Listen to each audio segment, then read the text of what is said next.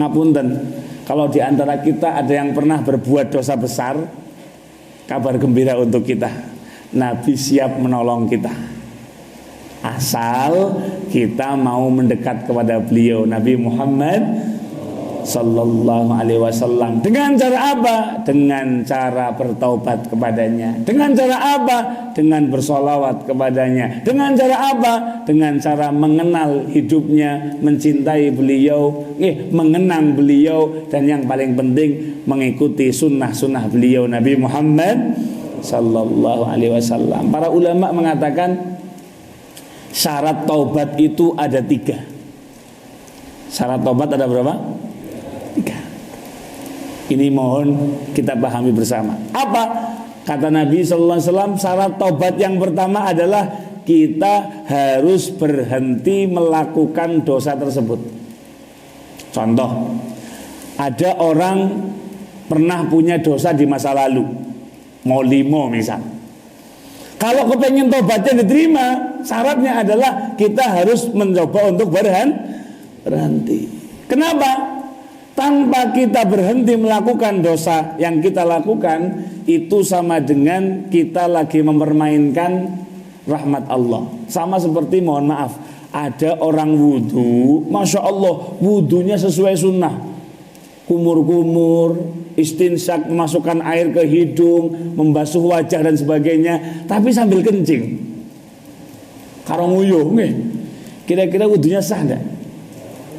Kenapa? Meskipun dia wudhu, tapi dia sambil membuang hadas. Maka orang yang mengaku bertobat, astagfirullah, saya tobat ya Allah, tapi istiqomah melakukan dosa, ini omong kosong. Yang pertama syaratnya apa? Mencoba untuk berhenti.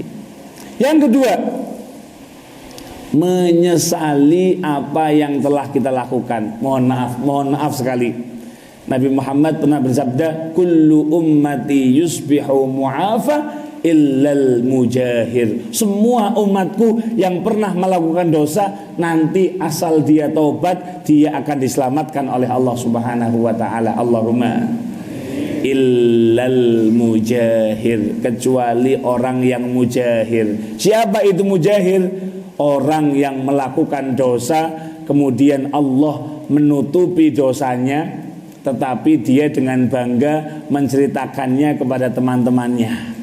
Ini mohon maaf, ini penting untuk dipahami. Kadang-kadang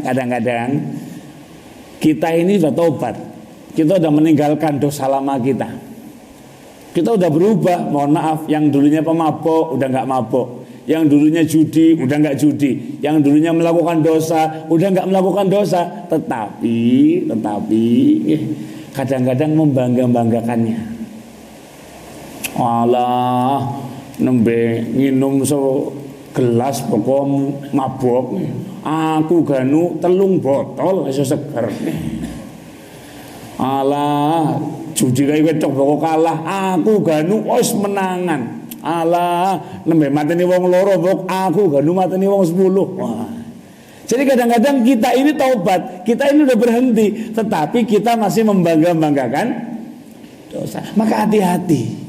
Kalau kita kepengen dosa kita diampuni oleh Allah, di samping kita berhenti melakukannya, yang kedua, kita tidak boleh membangga-banggakan dosa yang pernah kita lakukan. Yang ketiga, syaratnya adalah kita berjanji dalam hati, ya Allah, saya tidak akan mengulangi dosa ini lagi.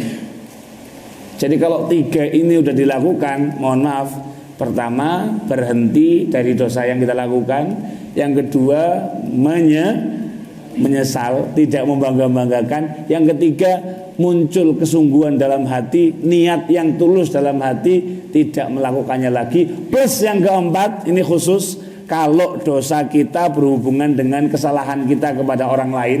Contoh, kita pernah memukul orang, kita pernah mengambil harta orang, kita pernah